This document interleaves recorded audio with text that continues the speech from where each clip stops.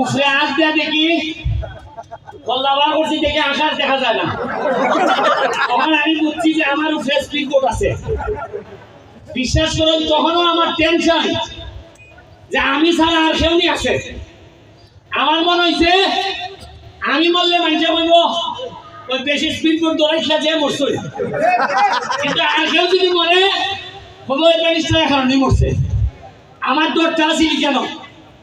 আমি যদি মরিও চুপচাপ জানাজা বইয়া আইয়া কোনো খান্দন লাগতো না, চুপচাপ আইয়া আবার সোনাঘাটের খাবো লিখে দেবে। এটাই আমার আপনার কাছে চাওয়া। আর কেন এই যে স্পিড বোট চালাইতেছি মনে করেন আমি বুঝি না যে কাম করতেছি যে কোনো সময় মরতাম পারে। ওই স্পিড বোটের তলে বইয়া নাহলে খুঁজতে না খুঁজতে তলে বইয়া তো মরবো। আমার এতে বই নাই।